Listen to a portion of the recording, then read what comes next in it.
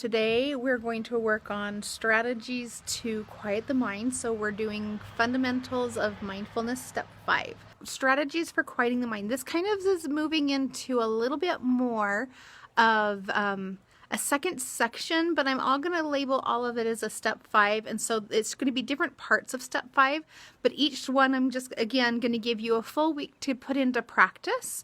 So one of the first and most easy things that I found for quieting the mind was actually a surprise to me.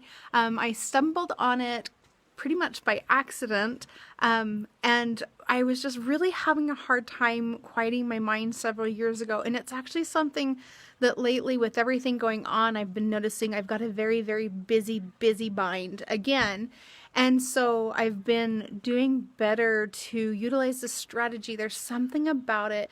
And I have to wonder if it goes back to those early days with right after you're born and that comforting parent experience where the parent is, kind of bouncing the baby or rocking the baby, and that shh sound. And so what I started doing, and it was just, it was kind of funny at the time, but it's been really profound since. So what I started doing was, I was so tired of how busy my mind was, and it would just not shut up. And I was just wanting some reprieve.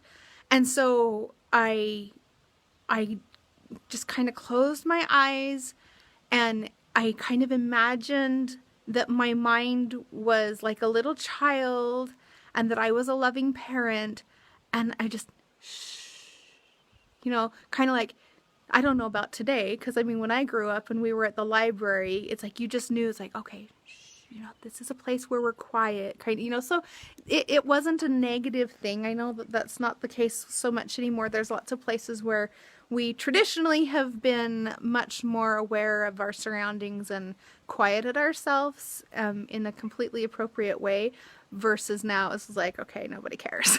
So it's like everybody's just da da da da. And so I did that, and I just and it was just all in my mind. I wasn't doing it out loud. It was just closing my eyes, and within my mind imagining that, that I'm telling my mind, and it really did quiet my mind. And I had to do it several times throughout that day and the following days, but it worked, and it was such a reprieve. It really was helpful. And so right now, that's probably the most simple technique that I've found for like immediate. It's not where you're taking your thoughts and you're like flipping them. There's other more detailed things that you can do with your thoughts once you've noticed what it is that you are thinking about and thought patterns that you have. But when you just need it to stop, then that is a really good technique, is to just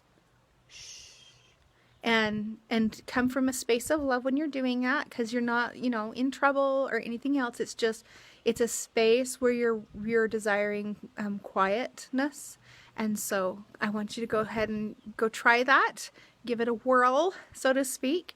And I'm actually going to be using this technique quite a bit this week too. Like I said, my mind has been so full of chatter and just really a lot of busyness, that just recognizing that and getting on top of it myself. So, all right, you guys have a wonderful week and good practicing, and I will check in with you later.